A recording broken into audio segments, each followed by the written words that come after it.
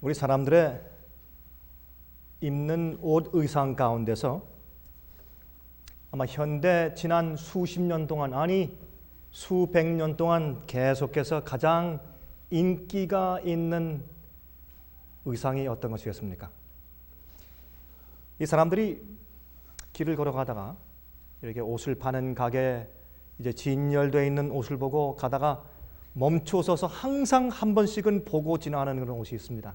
항상 끊임없이 매년마다 그 디자인된 의상 가운데서 가장 인기 있는 옷이 바로 웨딩 드레스입니다. 결혼 신부 옷입니다. 아마나 여인들 가운데서 지나가면서 결혼한 사람이든 결혼하지 않는 사람이든, 특별히 우리 젊은 우리 여성들은 더 하겠지만은 지나가면서 한 번씩 흘낏 보지 않고 지나가는 사람들은 아마 없을 것입니다. 그 아름답고 깨끗하고 하얀 흰 옷 말입니다.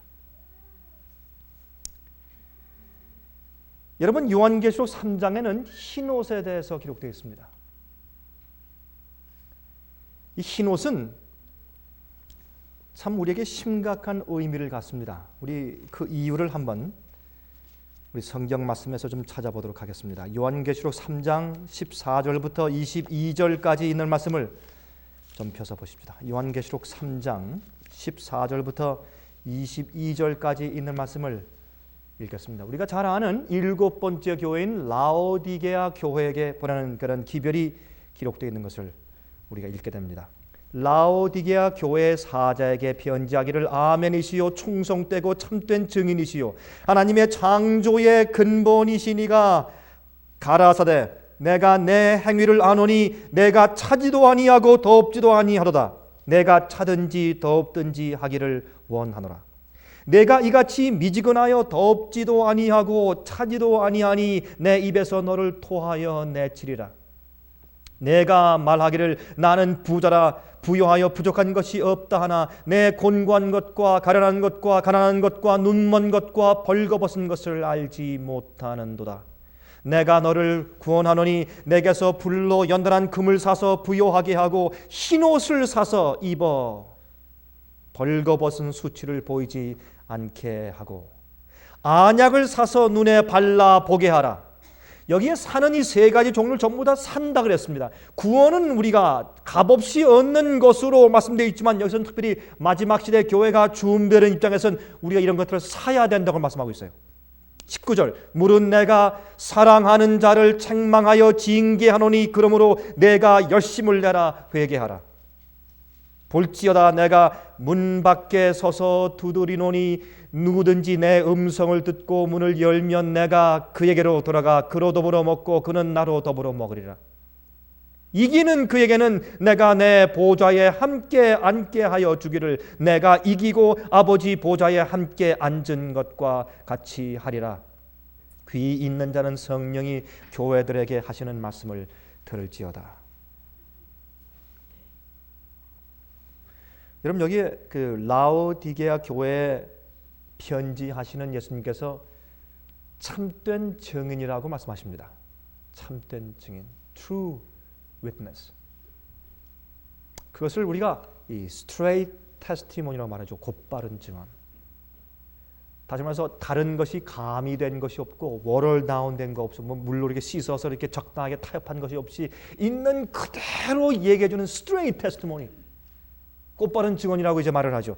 그러한 참된 증인을 하시는 주님께서 우리에게 책망하시는데 우리 아까 보았지 않습니까? 물은 내가 사랑하는 자를 책망하여 징계하노니. 저는 이 말씀을 읽을 때마다 제 가슴이 뭉클한 것입니다. 영어로 그랬죠. As many as I love, I rebuke. As many as I love. 내가 사랑하는 자를 내가 사랑하기 때문에 내가 책망한다. 여러분, 늦기 전에 지금 책망받는 것이 낫겠죠? 은혜 시간이 지난 다음에 너무 늦어진 다음에 책망받아야 소용이 없는 것입니다. 그것은 멸망이죠. 그러나 아직 희망이 있을 때 곁길로 간 주의 백성을 책망하시는 주님의 사랑을 이 혹독한 글 가운데 보는 것입니다. 여러분이 일곱 교회 예언 가운데 성미 있는 것은 이 이전의 여섯 교회는 전부 다 그래도 조금씩 다 칭찬이 있지만 일곱 번째 교회는 칭찬이 없습니다. 이 교회는 우리가 현재 살고 있는 이 마지막 시대 현대 교회인 것을 우리가 의심 없이 믿을 수가 있습니다. 에베소, 소모나, 버가모, 두아디로, 사대, 빌랄벨비아, 라오디게아. 7교회가 초대교회부터 예수께서 재림하실 때까지의 7교회 기간적인 교회 상태를 의미하는데, 여러분 그 상태에서 7번째 맨 마지막 교회 시대에 우리가 살고 있는 것은 틀림없는 사실입니다. 이 교회는 너무나 부에서 부족한 것이 없다고 말하지만 가장 이 세상 역사 지난 2000년 동안에 예수께서 부활하시고 승천에 올라가신 이후부터 2000년 동안에 가장 타락하고 악한 교회 상태에 있는 사실 형편이 바로 우리가 살고 있는 이 시대의 교회입니다. 그래도 부하고 잘하고 있다고 얘기하는 교회가 바로 이 교회입니다. 너무 잘 돼 있으면서도 너무 잘 돼 있다고 착각하는 교회가 현대교회입니다. 너무 잘못되어 있으면서도 너무 잘 돼 있다고 생각하는, 착각하고 있는 교회가 바로 이 교회입니다. 여러분, 참된 증인이란 말은 흥미있는 얘기입니다. 참된 증인은 교회 안에 있는 죄를 있는 그대로 책망한다, 그런 뜻입니다. 우리 한 가지 좀 이해하십시다. 여러분이 성경 말씀은요, 특별히 우리가 지금 읽고 있는 이 요한계시록은 교회를 위해서 쓰신 말씀입니다. 이건 아무나를 위해 쓰신 말씀이 아닙니다. 성경을 많은 사람들이 그래요. 성경은 누구나 아무나를 위해서, 다 인류를 위해서 기록했다. 아닙니다. 성경은 교회를 위해서 기록되어 있어요. 성경은 영적 눈을 떠서 거듭난 자들만 보고 이해할 수 있습니다. 거듭나지 않은 자들은 성경을 아무리 봐도 그것이 마음 가운데 찔림도 안 되고 어떤 때는 우스꽝스러운 얘기밖에 안 되고 마음에 이해가 안 되고 감동이 안 되는 것입니다. 그러므로 이 세상에 있는 공부를 많이 한 사람들도 성경을 읽고 회개하지 않는 이유가 성경은 영적으로 거듭난 자들을 위해서 기록된 책이기 때문에 그렇습니다. 여러분 7교회 보시면 계속 각 교회마다 교회가 끝날 때마다 그 예언이 어떻게 말씀하십니까? 성령이 어디에게 하시는 음성을 들을지어다? 성령이 교회에게 하시는 음성을 들을지다 그랬어요. 그러므로 이 성경 말씀은 특별히 예언은 교회에게 주신 말씀이지, 거듭나고 영적으로 눈을 뜬 사람들에게 주신 말씀이지 아무에게나 주신 말씀이 아닙니다. 그러므로 오늘날 사람들이 성경 말씀을 이해하지 못하는 것입니다. 교회에 와서 앉아 있더라도 영적으로 거듭나지 못한 사람들은 성경 말씀을 이해할 수 없습니다. 그래서 그렇게 많은 오해와 엉뚱한 가르침과 엉뚱한 이해가 오늘날 교회에 꽉 차 있는 사실을 우리가 보게 되는 것입니다. 교회는 오픈센, 공개적으로 다 알려진 죄를 제거하지 않으면 그 교회 개혁도 없고 부흥이 있을 수 없습니다. 한 번은 한 목사님이 있었습니다. 그 교회 장로님이 그 교인 한 여성과 간음을 행했습니다. 그 교인 가운데 대부분이 그것을 알고 있습니다. 그러나 그 교회에 있는 직원에서 그 사람을 제거하기를 두려워했습니다. 왜냐하면 그분이 부자이기 때문에, 돈을 많이 내기 때문에. 그때 그 사실을 보고 그 목사님이 탄식하면서, 만일 여러분들이 이 공개적인 죄를 처리하지 않으면 나는 이 교회에서 내가 사임할 수밖에 없습니다. 결국은 이 목사님이 사임하고 교회에서 나갔습니다. 전 그 목사님을 제가 압니다. 전 그분을 존경합니다. 이러한, 다시 말해서 교회의 참된 증인의 음성이 죽기 때문에 교회가 타락하는 것입니다. 그러나 예수께서 여기 말씀하시기를 나는 참된 증인이라 해서 우리에게 말씀하기를 내가 내 행위를 아노니 그랬습니다. 내가 내 행위를 아노니. 이것은 얼마나 감동스럽고 사랑스럽고 동시에 두려운 말씀인지 모릅니다. 그러면 우리가 공개적인 죄를 해결하지 못하면 교회에서 아무리 전도해야 소용이 없는 것입니다. 영혼을 갖다 놔봐야 소용이 없는 것입니다. 가정에서 아이들이 부모들의 이중적인 생활을 보면 그 아이들이 감동을 얻을 수 없고 구원받을 수가 없는 겁니다. 그 아이들이 언제 마음 가운데 감동을 받고 예수께 마음을 바쳐 주겠습니까? 이 부모들의 이중적인 생활을 보는데 안 되는 것입니다. 여러분이 라오디가 교회의 라오스라고 하는 그 단어는 백성들이라는 뜻입니다. 백성들, 사람들이라는 뜻입니다. 라오스. 그 다음에 데키아라고 하는 건 헬라 말은 심판이라는 뜻입니다. judgment. 그래서 이 라오데기아라는 그 말의 뜻은 하나님께서 당신의 백성들을 심판하신다는 뜻입니다. 그러므로 7번째 교회인 라오디게아 교회는 세상 역사의 마지막에 살고 있는 현대 교회에서 하나님께서 심판하시고 있는 교회인 것을 우리가 알 수 있어요. 그런데 여기 보니까 이 교회 형편이 알지 못하는 데 있습니다. 자기를 알지 못하는 데 있습니다. 근데 그 중에서 가장 중요한 것은 자기가 벗은 것을 몰라요. 벌거벗고 있는 것을 모른다고 성경은 지적합니다. 여러분 누가복음 19장 41절 42절 잠깐 좀 가서 읽고 돌아오십시다. 누가복음 19장을 좀 가서 보시겠습니까? 41절 42절 보시면 이런 말씀이 있어요. 가까이 오사 성을 보시고 우시며 가라사대 너도 오늘날 평화에 관한 일을 알았다면 좋을 뻔하였거니와 지금 내 눈에 숨기었도다 그랬습니다. 여러분 옛날 유대 백성들이 유대 교회의 지도자들이 눈이 멀었는데 어느 정도까지 눈이 멀었냐면 성경의 그 예언으로 가득 차고 그들이 그렇게 오랫동안 기대해온 메시아가 자기들 눈앞에 있는데도 예수께서 메시아가 말구유의 베들레헴에 태어나실 것을 예언했는데도 그분이 나사렛이라는 곳에서 자라나실 것에 대한 예언이 있는데도 불구하고 어떻게 되어 있습니까? 여러분 그는 마른 땅에서 올라오는 순 같고 그 말의 히브리 말의 어원은 어디 있느냐면 여러분 나사렛의 나사렛이라고 하는 그 말의 뜻은 뭐냐면 연한 순이라는 뜻입니다. 연한 순. 그래서 예수님께서 나사렛이라고 하는 그러니까 나사렛 하실 곳이고 그렇게 되어 있어요. 히브리 말에는. 그리고 나사렛이라는 곳에서 주님께서 잘하실 것에 대해서도 은유적으로 예언되어 있어요. 그렇게까지. 예? 동정녀가 아이를 배워서 임신해서 태어날 것이고 그런 얘기 수많은 예언이 있을지라도 그들이 예언에 대한 곡해와 또한 그들이 잘못된 메시아를 고대하고 있었기 때문에 그들 눈이 멀었습니다. 여러분 성경에서 눈이 먼 백성들 가운데서 유대인들처럼 그렇게 눈 먼 사람들이 없습니다. 그들에겐 예배가 있고 성소가 있고 성경이 있고 선지자들이 있고 그것이 다 있어요. 주님께서 그들에게 주시지 않은 것이 없습니다. 모든 축복을 다 주셨음에도 불구하고 그들은 눈이 멀어서 하나님께서 그들을 구원하러 오셨는데 하나님을 잡아서 십자가에 못 박았습니다. 그게 눈먼 상태입니다. 예수께서 말씀하기를 예루살렘아 예루살렘아 암탉이 새끼를 품으려고 한 것처럼 내가 너희를 품으려고 한 것이 몇 번이냐? 몇 번이냐? 너희가 평화에 관한 일을 너희가 보지 못하고 너희 눈에 숨겼다 그랬습니다. 이게 얼마나 가슴 아픈 이야기인지 모릅니다. 그런데 라오디게아 교회의 형편을 가만히 보면 이 현대교회 우리가 현대판 유대인들입니다. 현대판 유대인들입니다. 그 눈이 멀었어요. 옛날엔 제2위의 하나님이신 예수님을 십자가에 못 박았지만 지금은 제3위의 하나님이신 성령을 십자가에 못 박습니다.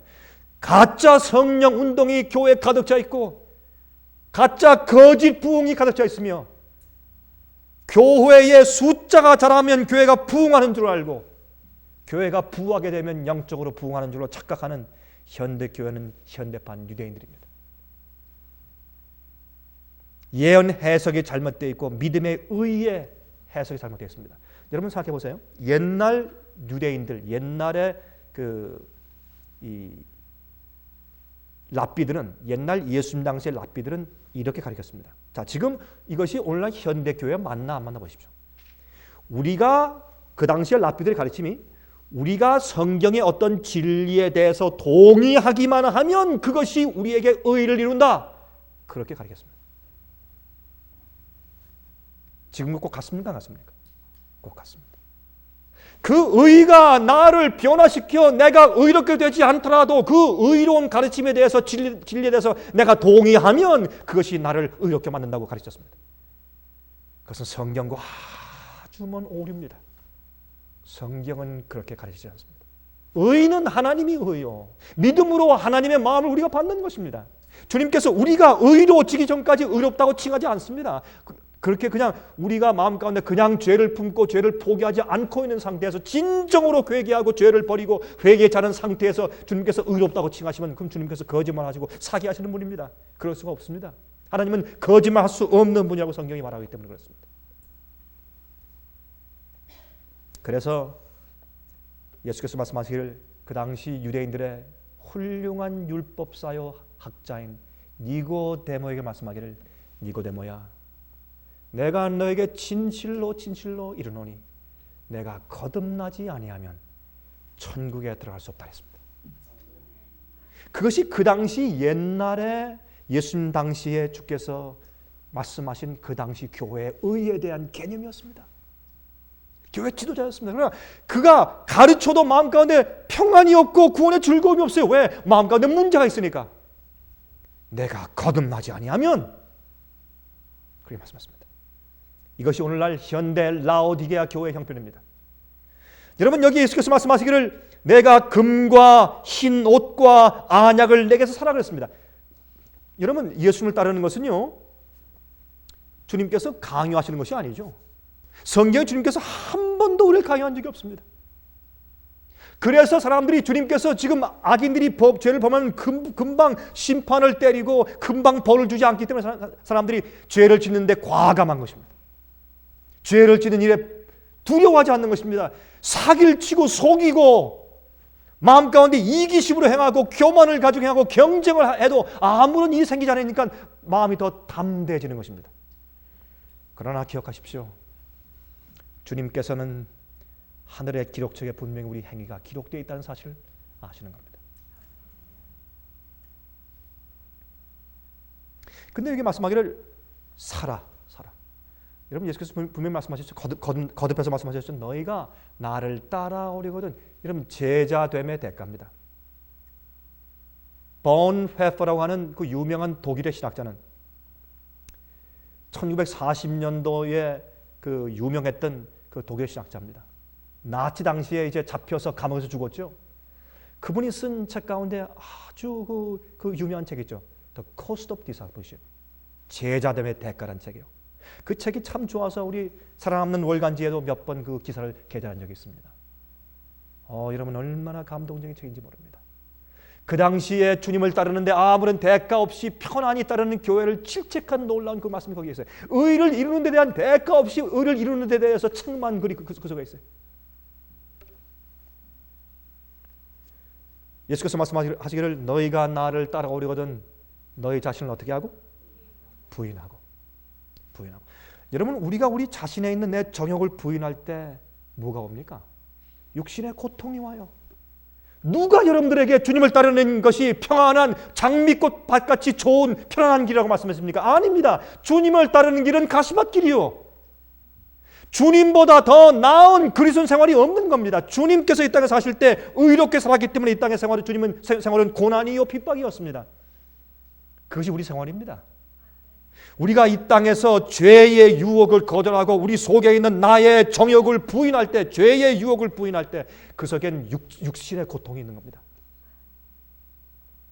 그것이 곧바른 증언입니다. 성경은 그렇게 말씀하고 있습니다.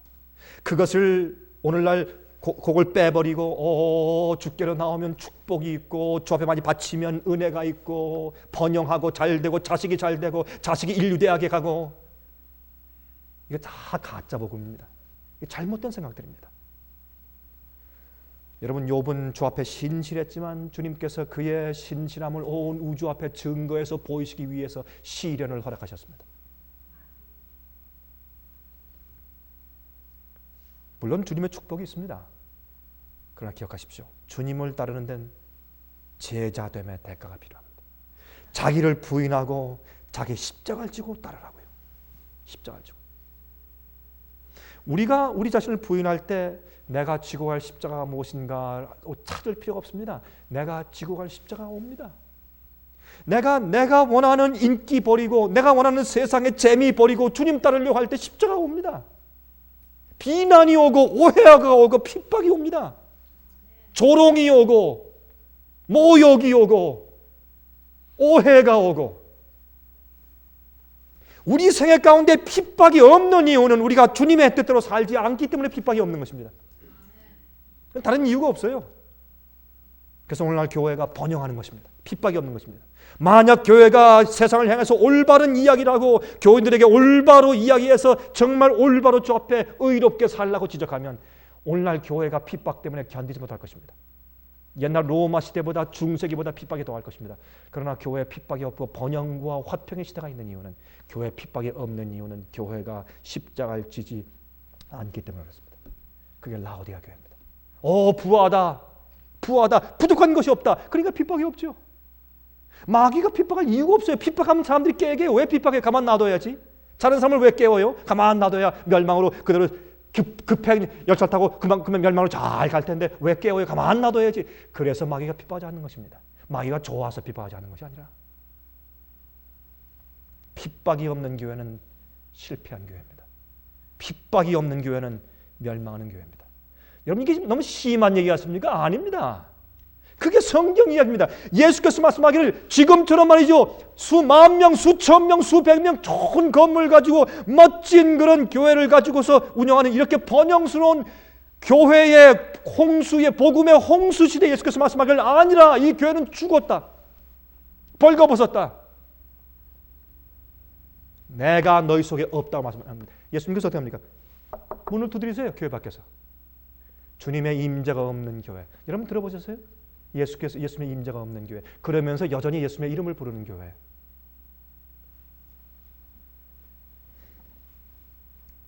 여러분 여기에 이렇게 생각해 보시죠. 참 요즘엔 우리가 부한 시대예요. 참 부한 시대입니다. 그렇죠? 옛날 왕궁들 안에서 사는 것보다 요즘에 가난하고 좀 안 좋은 아파트에 사는 게 훨씬 더 편리해요. 여러분 그렇게 동의하십니까? 옛날 왕궁에 여러분 가보세요. 옛날 왕궁에 전 가봤어요. 여러분 영국에 가서 저기 스코틀랜드에 있는 그 캐슬 가보세요. 말레이시아에 있는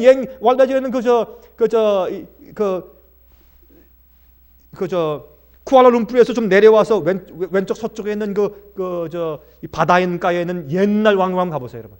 제가 가봤어요. 가서 보세요. 제가 보면서 그랬어요. 야, 내가 여기 사는 것보다는 아무리 좋더라도 난 현대판 아파트가 훨씬 더 낫겠다 그랬어요. 그런데 화장실 가보시고 여러분 욕조에 가보세요. 어떻게 거기서 살 수 있겠나? 어떤 때는 물이 잘 안 나오든지 물이 더러워지면 옛날에는 수도 시설이 잘 나쁘고 그러니까 말이죠. 또 물을 퍼올 때 장은 망가지고 물이 아주 시뻘거니까 말이죠. 그러니까 그때 그 유명한 얘기가 있어요. 그때는 왕들이 목욕을 어떻게 하는지 아십니까? 그걸 스피드 배스, 침으로. 이 아이들이 잔뜩 한 10명이 와가지고 왕의 몸에 침을 탁 뱉으면 침으로 다 닦았어요. 이렇게. 그래서 스피드 배스, 침으로 목욕한다고. 여러분 웃지만 그건 사실입니다. 여러분 옛날보다 오늘이 얼마나 편리해요. 전화, 컴퓨터, 목욕탕, 샤워, 참 깨끗한 화장실, 침실보다 더 깨끗하죠 요즘에. 멋진 길, 교통, 시설, 성경과 진리는 온 세상에 만연하고 온 세상에 가는 곳마다 여러분 가는 곳마다 여관 곳들에 문을 열어보면 말이야 기디온 협회에서 나온 성경이 없는 것이 없고 이렇게 풍부한 복음의 홍수시대, 편리함과 교통과 과학의 발달의 홍수시대, 이런 시대에서 오늘날 이 세상 사람들은 특별히 교인들이 부족한 것이 없다는 겁니다. 왜 그렇습니까? 외형적으로만 판단합니다. 마음속 깊이 있는 죄에 대해서 다루지 않는 겁니다. 이것이 오늘날 교회의 문제입니다. 여러분 오늘 우리 마음속에 있는 우리 자신들을 좀 보아야 합니다. 그래서 예수께서 말씀하기를 불로 연단한 좀 금을 좀 사라. 내게서 사라. 왜 사라고 합니까? 구원은 프리인데 값없이 주시는 주님의 십자가의 보혈의 은혜를 믿기만 하면 믿음으로 은혜로 구원받는 것인데 그게 성령의 복음 얘기인데 왜 사라고 했습니까? 여러분 주님께서 값없이 우리를 구원하시기 전에 우리가 우리 자신을 주 앞에 드려야 합니다. 우리 자신을 주 앞에 드리고 그 번제단 위에 놓고 헌신해야 주님께서 그때 주님께서 우리에게 당신의 의의 옷을 입힐 수가 있습니다. 여러분 불로 연단한 금은 광산에서 캐낼 때 불순물로 가득 차 있죠. 아주 보기가 흉해요. 여러분 금을 갖다가 광산에서 캐낼 때 보세요. 모래와 흙이 섞여서 볼품이 없어요. 그것을 영광로 속에 집어넣고 태워야 합니다. 뜨겁게 달구면 거기서부터 불순물이 나오는 겁니다. 그게 노란 순금물로 나와요. 여러분 주님께서 우리를 정결케 하시기 위해서는 시험과 시련으로 흔들어야 합니다. 잡아 흔들어야 합니다. 흔들어서 그러나 정말 기꺼운 마음으로 주님을 따라갈 사람들은 흔들려도 계속 꾸역꾸역 주님을 따라올 것이고, 따라오면서 그 시련과 어려움과 핍박과 또 저 앞에 헌신하고 포기하는 육신의 아픔과 고통 때문에 자기 속에 있는 이기심과 교만과 세상 자랑과 쾌락들이 하나씩 하나씩 빠져나가서 나중에 순금 깨끗한 섞이지 않는 예수의 품성을 가지고 믿음이죠. 그게 믿음이에요. 믿음은 진리를 동의하고 내가 인정한다라고 하는 우리 머리에서 동의하는 개념이 믿음이 아닙니다. 예수께서 날 위해 십자가에 돌아가셨다. 나 믿습니다. 주여 할렐루야. 그게 믿음이 아닙니다. 그것은 하나의 동의죠. 믿음은 불로 연단한 금이라고 성경은 말합니다. 여러분 베드로전서 1장을 좀 보시겠어요? 베드로전서 1장 5절 7절까지 잠깐 읽읍시다. 그리고 돌아오십시다. 베드로전서 1장 5절부터 읽겠습니다. 너희가 말세에 나타내기로 예비하신 구원을 얻기 위하여 믿음으로 말미암아 하나님의 능력으로 보호하심을 입었나니, 그러므로 너희가 이제 여러 가지 시험을 인하여 잠깐 근심하게 되지 않을 수 없었으나 오히려 크게 기뻐하도다. 너희 믿음의 시련이, 너희 믿음의 무엇이요? 시련이 불로 연단하여도 없어질 무엇보다 금보다 더 귀하여 예수 그리스도에 나타나실 때 칭찬과 영광과 존귀를 얻게 하려 함이라 그랬습니다. 그러므로 여기 불로 연단한 금은 무엇입니까? 시련된 믿음이에요. 불로 연단된 시련받은 믿음이에요. 마지막에 큰 환난을 주님께서 베푸셔서 의인들이 환난을 통과해서 구원 얻게 하시는 이유가 있습니까? 그들의 믿음이 참된 믿음인지 시험하시기 위해서 주시는 것이 아니겠습니까? 참된 믿음인지 아닌 믿음인지. 시련만 당하면 그저 뒤로 물러가 버리는 믿음이 무슨 그게 참 믿음입니까? 아니죠. 그러므로 순수한 믿음은 불로, 시련의 불로 달구어져서 불수물이 다 나간 순수한 믿음입니다. 그 믿음은 무슨 믿음인가면 갈라디아 5장 6절에 근거해서 사랑으로 역사하는 믿음이에요. 주님을 따르는데 다른 이유가 없어요. 하늘에 그저 겨우 들어가기 위한 이기심으로 갖는 믿음도 아니고, 지옥불의 심판에 대해서 무서워서 갖는 믿음도 아니에요. 그 믿음은 주님을 따르는 것이 옳기 때문에 따르는 믿음이에요. 주님이 좋고 주님을 너무 사랑하기 때문에, 날 구원하신 구세주가 너무 좋고 사랑하기 때문에 사랑함으로 주님을 끝까지 따르는 것입니다. 그게 믿음이에요. 사랑으로, 사랑의 동기로 역사하는 믿음, 그러한 불로 연단한 금의 믿음을 가져야 된다 그 말이에요.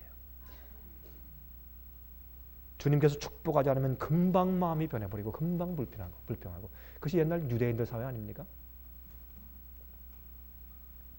그 다음에 또 안약을 얘기해서, 여러분 옛날 라오디게아 지방에는요 의과대학이 있었습니다. 의과대학. 그 의과대학에서 그 당시 세계적으로 유명한 안약을 만들어냈어요. 안약을.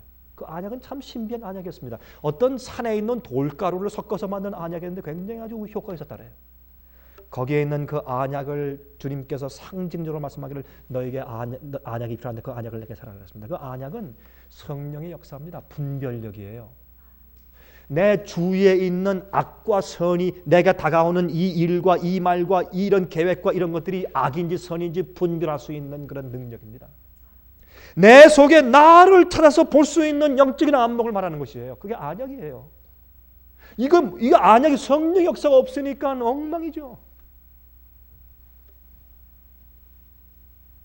성령의 분별력입니다. 여러분 소경이 소경을 따르면 다 멸망하죠. 예수께서 말씀하신 거죠.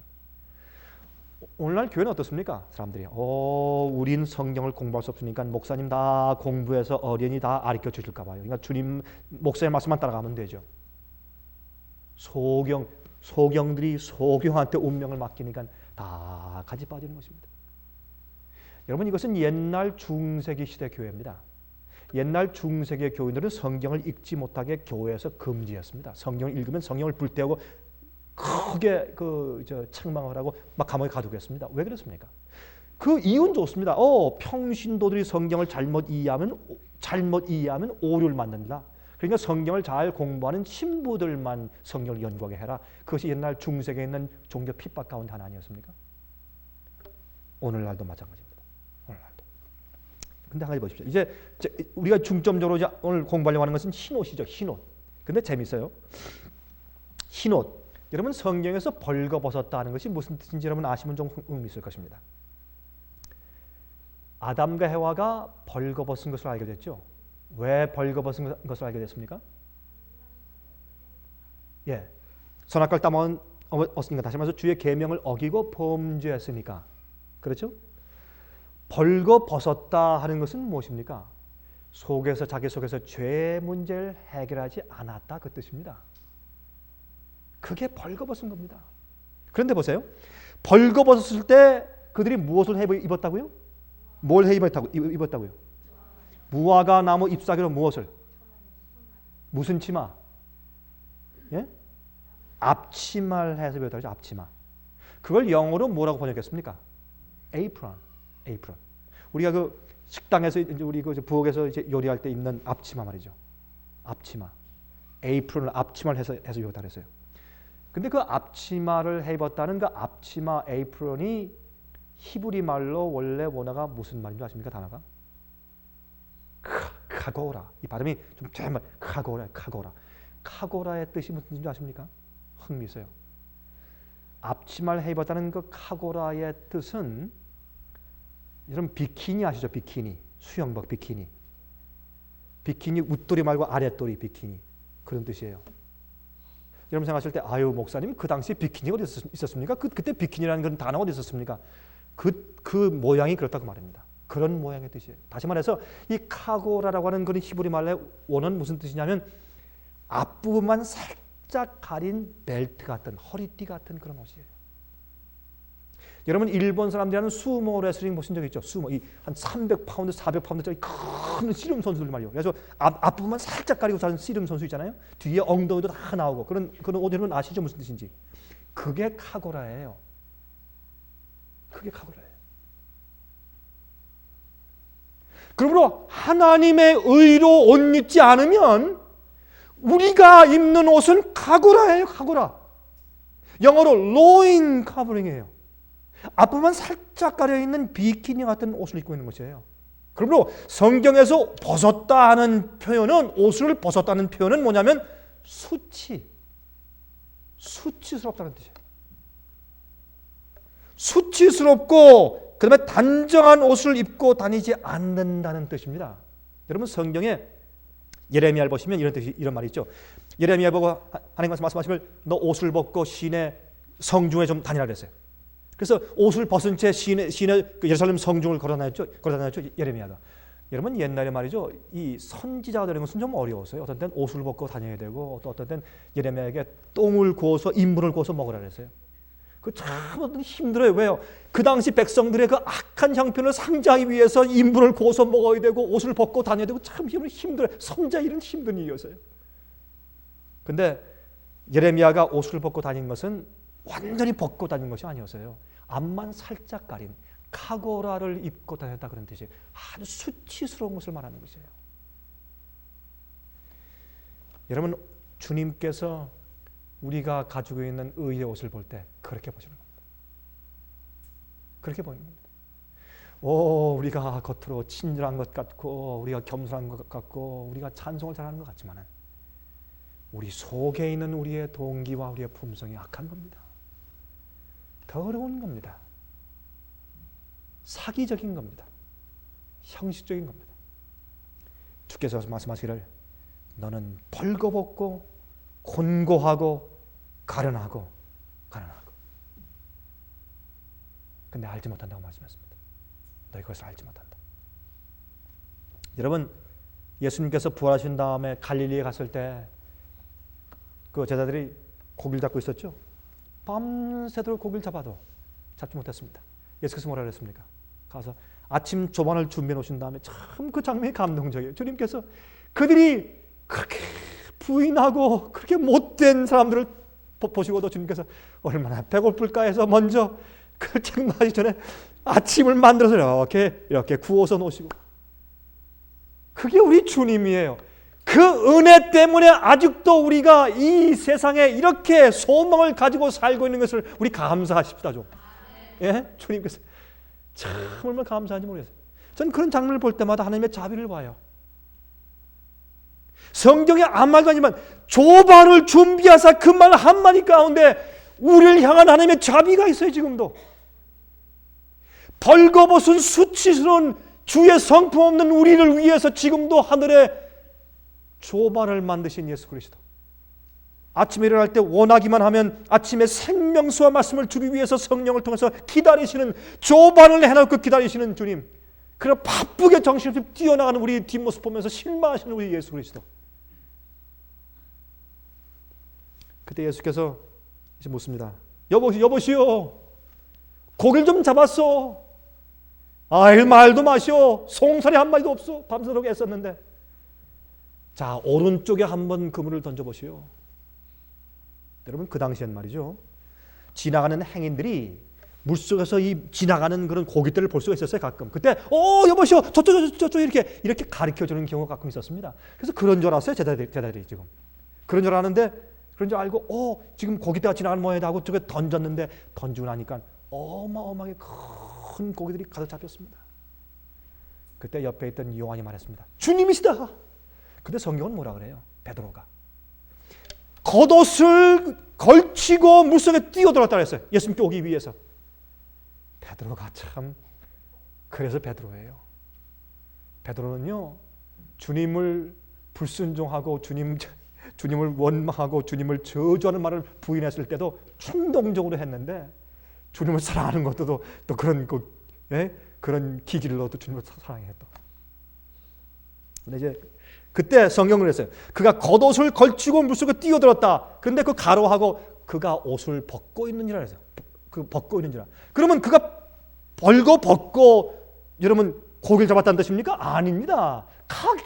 카고라, 벨트 같은 그 조그만 고거 옷을 입고 고기 잡고 있었다 그 말이에요. 그러므로 성경에서 벗었다는 의미는 단정하지 못한 추한 수치스러운 옷을 입고 있다는 뜻입니다. 예수께서 오늘날 라오디게아에 있는 여러분과 저에게 우리가 입고 있는 의의 옷이 그렇다고 주님께서 말씀하시는 겁니다. 이게 참된 증인입니다. 수치스러운 겁니다.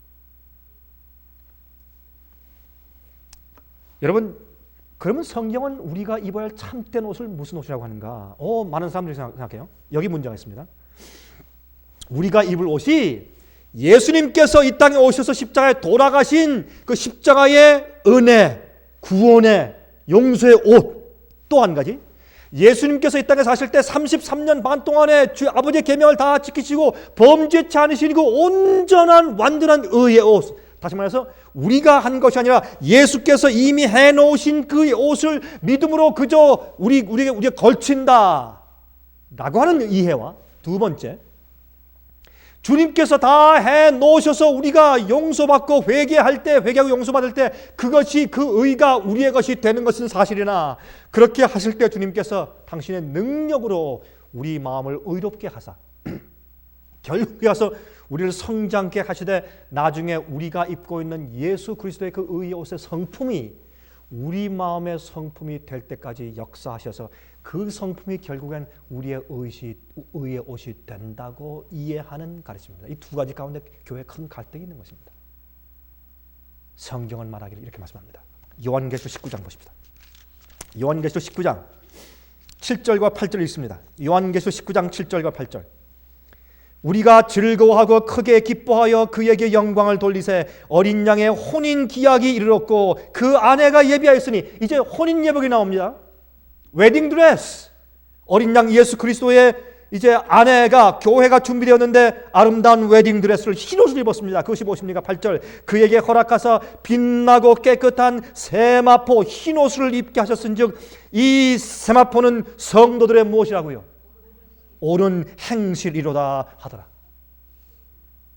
여기는 실수가 없어. 성경 말씀은 여기는 실수가 없어요. 여기는 성도들의 옳은 행실, 옳은 의로운 삶 자체, 의로운 생각, 의로운 의도, 의로운 동기, 의로운 소원, 의로운 계획들, 의로운 삶과 의로운 행실 자체가 무엇이라고요? 우리가 입고 있는 흰 옷이라고요. 주께서 말씀하기를 너희가 벗었으므로 흰 옷을 사라. 흰 옷을. 우리가 우리 자신을 주 앞에 죄 따르는 것을 인정하고 주 앞에 굴복할 때 주의 마음을, 예수의 마음을 받는 것입니다. 매일 우리가 예수의 마음을 받는 것입니다. 여러분 요한계시록 21장 1절 보면 거기에 교회가 출발하는데 교회가 달을 밟고 서 있는데 그 교회가 12별이 있는 멸류관을 쓰고 있고, 여러분 멸류관은 지도를 상징하죠. 그 12별은 12사도를 말하는 것이에요. 또 이 달을 밟고 있다. 달은 해를 반사하기 때문에 구약이 해를 상징하는 예수님을 오는 메시아에 대해서 상징하고 반사하는 달 같은 그림자인 예식들을 잔뜩 가지고 있어요. 절기를 가지고 있고 성소제를 가지고 있고.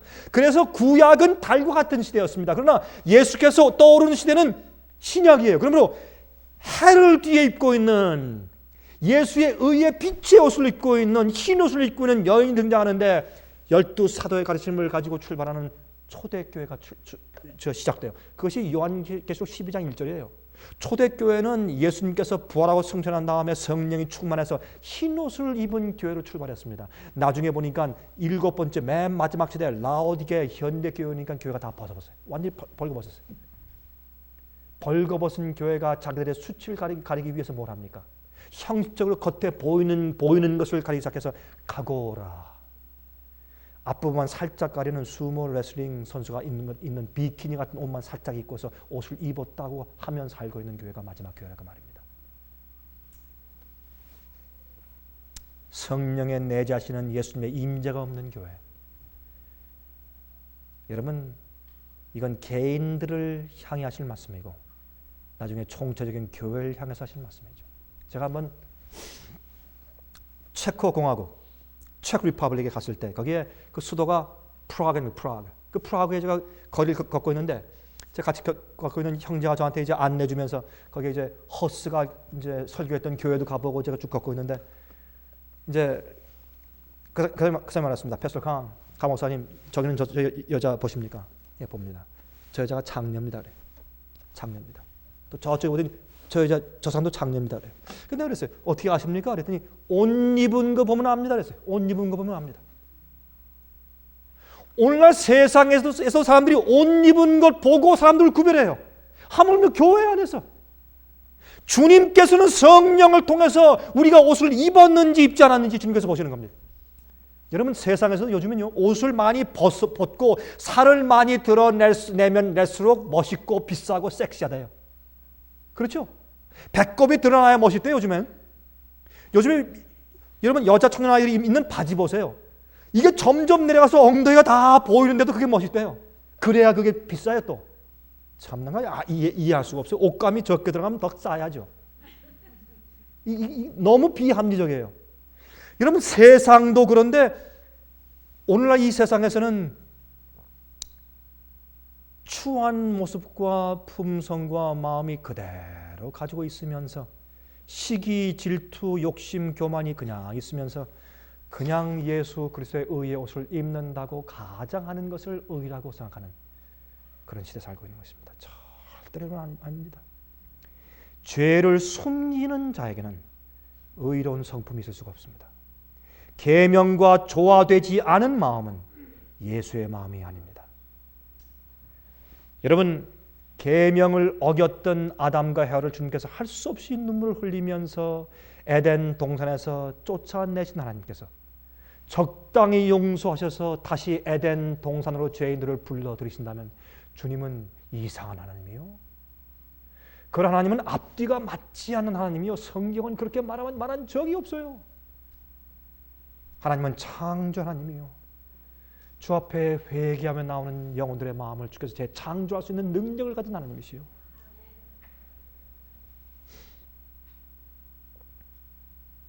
예수님께서 이제 밖에서 이제 노크를 하시는데 계속 노크를 해도 거절합니다. 문을 열지 않습니다. 왜요? 맞아들일 의향이 없습니다. 여러분, 우리 솔직히 좀 생각해 봅시다. 우리 솔직하게, 예?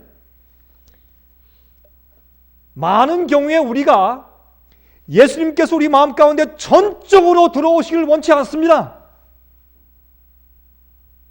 솔직히 많은 경우에 그렇습니까? 안 그렇습니까? 왜 원치 않습니까? 우리가 그 대가를 알아요. 주님을 따를 때 내가 무엇을 포기하고 무엇을 해야 할지 우리가 알아요. 알기 때문에 주님을 전적으로 들어오시라고 하고 싶지 않아요. 주님, 그저 한 발만 살짝 걸쳐 주십시오. 내가 기회만 있으면 내가 활짝 열겠습니다. 좀 조금만 참아주십시오. 지금은 아닙니다. 아직은 안 되겠습니다. 그렇게 하는 것입니다. 그래서 계속 놓고 해도 못 들은 척하는 것입니다. 우리가 잘 아는 얘기 가운데 이런 얘기가 있죠. 한 번은 한 선생님이 성경 시간에 아이들한테 물었답니다. 여기 있는 이 요한계시록 3장에는 라오디게아 교회에 대해서 얘기하면서 예수님이 그렇게 큰 문을 두드리고 있는데도 그 사람이 문을 열어주지 않았다. 이거죠? 어떻게 된 거지? 물으니까 여러 가지 대답이 나왔는데 한 가지 흥미있는 대답이 있었어요. 한 어린아이가 손 들더니 이렇게 말했습니다. 선생님, 그 사람들은 지하실에서 사는 모양이에요. 그렇게 대답을 했습니다. 그 참 맞는 얘기예요. 예? 그 사람들은 지하실에 사니까 노크 소리가 안 들리죠. 그 사람이 마음속 깊이 깔아져 있는 찌꺼기 같은 죄의 정욕대로 사니까 예수의 음성이 안 들리죠. 노크 소리가 안 들리는 겁니다. 그래서 회개하라고 성경은 말합니다. 회개하라고. 우리 마음을 살펴야 합니다. 우리 마음속에 왜 내 부인이 그렇게 어려워하는지, 내 남편이 왜 그렇게 어려워하는지, 내 자식이 왜 이렇게 어려워하는지, 내 주위에 있는 내 교인들이 나로 인해 왜 이렇게 어려워하는지 내가 좀 보고 알아야 합니다. 내가 주위에 어떤 감화를 끼치고 사는지 볼 수 있어야 합니다. 제가 지난주에는 제가 미국 교회 가서 제가 주말 부흥회를 제가 인도했지 않습니까? 근데 그 길 가보니까 거기에는 반수 이상이 필리핀에서 이민 온 필리핀계 2세들 그런 사람들이 많이 있는 교회예요. 그 다음에 또 나머지는 백인들과 흑인들이 또 많이 섞여 있어요. 근데 물론 그러니까 뭐 필리핀 사람들은 물론 다 영어하는 사람들이니까 백인들과 다 같이 이제 영어하는 영어권의 예배드려도 문제가 없지 않습니까, 그 사람들은? 근데 제가 이제 설교 1시간 마치고 나서 그 이제 순서제 보니까 메일 콜텟 남성 사중창이 특천한대요.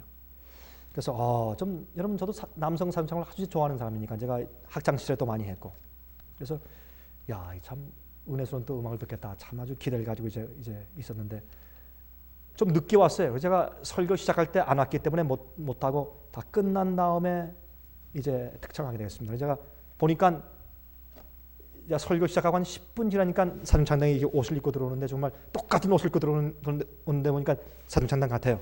앉길래 제가 설교 다 마친 다음에 제가 이제 끝나기 전에 제가 마지막 호소하기 전에 제가 기도하기 전에 우리 특창을 좀 듣고 하십시다.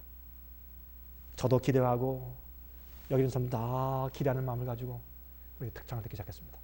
제가 이제 설교를 이제 중단하고 끝에 제 뒤에서 앉았습니다. 4명이 올라왔습니다. 깨끗하게 옷을 입었습니다.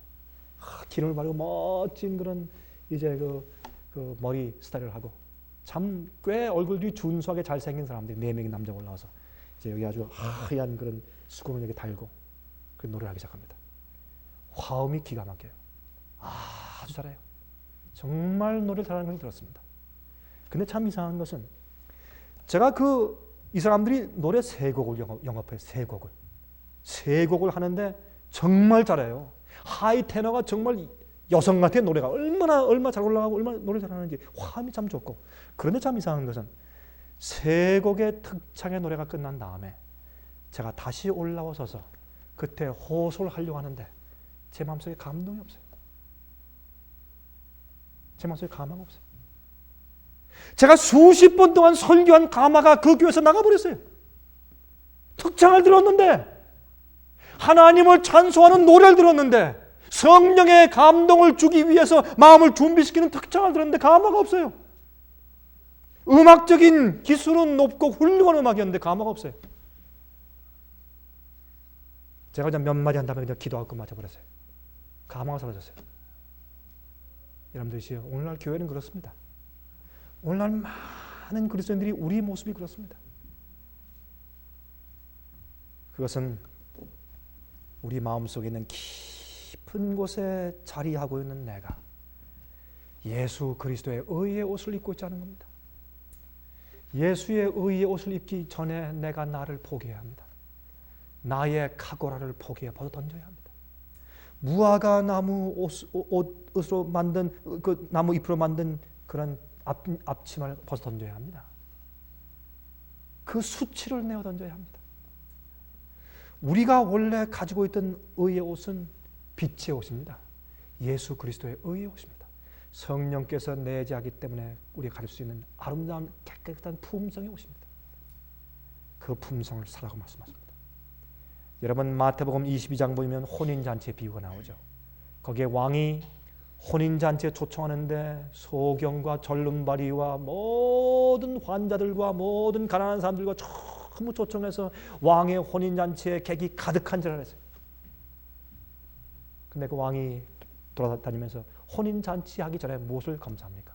그들이 예복을 입고 왔는지 안 왔는지를 검사합니다. 왜 그렇게 합니까? 그것은 그 당시에는 왕이 자기 아들의 혼인잔치에 사람들을 초청할 때 초청장과 함께 입고 올 예복까지 동봉해서 주기 때문에 그렇습니다. 그때 혼인 예복을 입지 않은 사람에게 주께서 말씀하십니다. 형제요, 친구요, 참 주님께서 자상하시고 다정하세요. 친구요, 왜 예복을 입지 않았는가? 그렇게 물으십니다. 그 성경의 예화는 말하기를 마지막에 예수께서 우리를 어린 양의 혼인잔치에 참여하게 하실 때 그 신부의 자격인 의의 세마포 예복을 입고 있는지를 마지막 심판하는 시기가 라오디게아 교회 시기라고 말씀하시는 겁니다. 그 예언 가운데 그렇게 말씀하고 있는 겁니다. 다른 이유가 없습니다. 그리고 그 예복을 입어야 그곳에 들어갈 수가 있습니다. 예복을 입지 않은 사람들은 내쳐서 밖에 어두운데 내침을 당해서 거기서 이를 갈며 운다고 설명했습니다. 예수께서 말씀하기를 너희가 주여 주여 하면서 왜 내 말은 순종치 않느냐 말씀했고, 마태복음 7절에 말씀하기를 너희가 주여 주여 해도 내 아버지의 뜻대로 하는 자라야 천국에 들어간다고 보면 말씀했습니다. 얼마나 많은 사람들이 잘못된 복음을 가지고 살고 있다가 나중에 큰 낭패를 당할지 모릅니다. 오늘 이 말씀을 여러분들이 지금까지 들어온 말씀과 좀 색다르다 할지라도 오늘 이 말씀을 듣고 있는 이 테이프를 듣거나 보면서 이 말씀을 듣고 있는 사람들도 오늘 들은 이 말씀을 마음 가운데 깊이 새기면서 한번 기도해 보시기 바랍니다. 제 말이 성경적인지 아니면 여러분들이 지금까지 듣고 있던 그 말이 성경적인지 한번 양심적으로 한번 판단해 보시기 바랍니다. 주님이 속히 오십니다. 마음속에 정말 우리 마음을 살펴서 예수께서 주시는 올바른 의의 옷을 입게 되시기를 간절히 바랍니다. 하늘에 계신 우리 아버지, 오늘 들은 말씀에 의거하여 주님의 참된 책망의 말씀에 의거하여 우리 속에 있는 추하고 모난 죄악들을 주 앞에 가지고 나아갈 마음이 있습니다.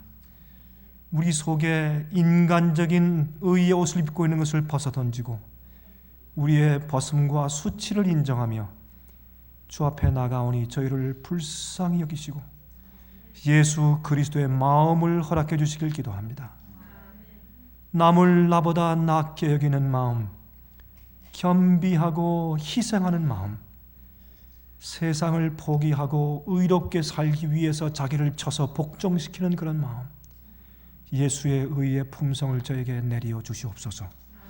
그리하여 주님께 의로운 흰옷을 사서 입어 어린 양의 혼인잔치에 참여하는 자격 얻게 도와주시옵소서.